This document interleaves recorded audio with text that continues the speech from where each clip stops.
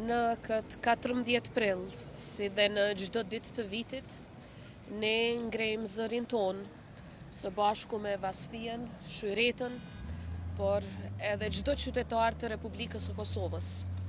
Ngrejmë zërin ton kundër dhunës, ngrejmë zërin ton kundër një prej mjeteve më të lahtarshme që regjimi gjenocidal serb ka përdorur kundër popullit të Kosovës, dhunimin seksual gjatë luftës, por mbi të gjitha ngrejmë zërin ton për drejtësi.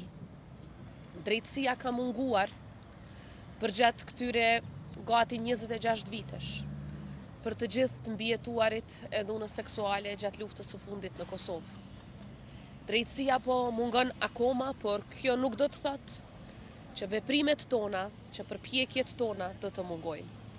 Ne do të vazhdojmë të i bashkojmë forcat me Vasfijën, me Shyretën, si të deleguara të posaçme të presidencës për dhunën seksuale gjatë luftës, por edhe për drejtësinë tranzicionale. Dhe zëri ynë, ashtu siç është dëgjuar jo vetëm në Kosovë, por në çdo cep të botës, do të vazhdojë të dëgjohet edhe tash e tutje. Zëri i të mbijetuarave dhe e vërteta e Kosovës është dëgjuar nga Kombet e Bashkuara në Parlamentin Evropian, nga Amerika Latine në Afrikë e në çdo kontinent tjetër, sepse është zëri i së vërtetës, sepse është shembulli i grave e burrave që nuk kanë lejuar që dhimbja t'im poshtë, por e kanë shndruar dhimbjen e tyre në shembull të guximit, në shembull të pamposhtjes dhe në shembull të qëndrueshmërisë së popullit të Kosovës.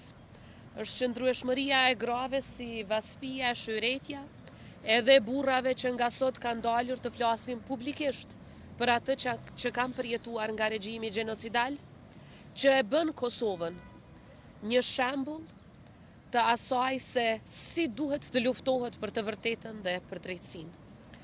Ne do të vazhdojmë ta bëjmë këtë në mënyrë që ajo që kanë përjetuar Vasfija, Shyretja, e mira, gra, e burra, e fëmijë në Kosovë, mos t'i ndodhë më askujt, as këtu e as kudo tjetër në botë. Prandaj edhe 14 prilli është ditë që ne jo vetëm përkujtojmë këtë dhimbje, por mbi të gjitha nderojmë sakrificën dhe nderojmë guximin e këtyre grave, burrave, fëmijëve, të cilët asnjëherë nuk u ndalën në luftën e tyre për drejtësi. Faleminderit Presidente.